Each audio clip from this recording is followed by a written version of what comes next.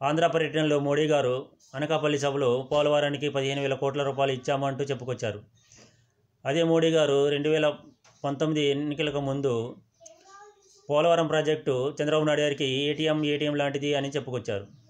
అదే మోడీ గారు ఇప్పుడు ఎందుకు మాట్లాడలేకపోతున్నారు చంద్రబాబు నాయుడు గురించి? 2014 నుంచి 2019 వరకు ఎంత ఇచ్చారు? 2019 నుంచి 2024 వరకు ఎంత ఇచ్చారు?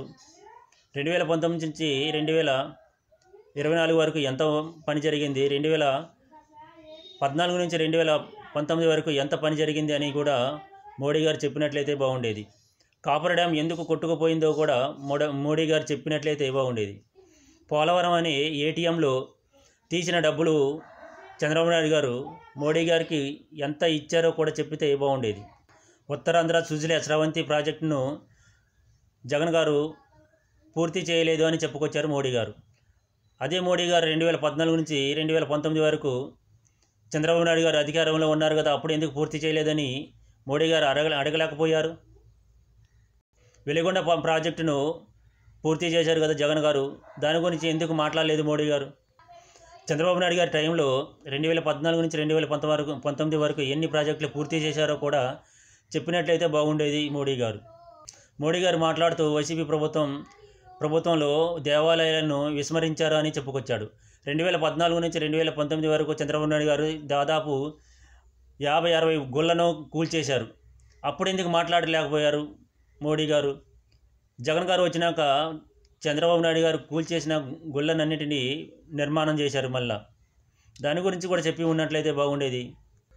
పదే అవినీతి గురించి మాట్లాడే మోడీ గారు విదేశాల్లో ఉన్న నల్లధనాన్ని తీసుకొస్తాను, శిశు బ్యాంకుల్లో ఉన్న నల్లధనాన్ని తీసుకొస్తాను, నల్లధనాన్ని తీసుకొచ్చి చట్టాలు తీసుకొస్తాను అని చెప్పుకొస్తున్నారు. అలాగే నల్లధనాన్ని తీసుకొచ్చి పేదల అకౌంట్లో జమ చేస్తాను అని చెప్పుకుంటున్నారు మోడీ గారు. 2014లో కూడా ఇదే మాట చెప్పారు, కానీ నల్లధనం రాలేదు, ప్రజల అకౌంట్లో జమ కాలేదు.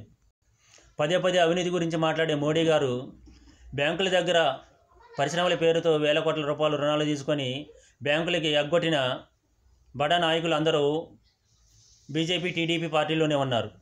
వాళ్ళందరికీ టికెట్లు ఇచ్చి వాళ్ళని గెలిపించండి, వీళ్ళు గొప్ప నాయకులు అంటూ ప్రచారం చేస్తున్నారు మోడీ గారు.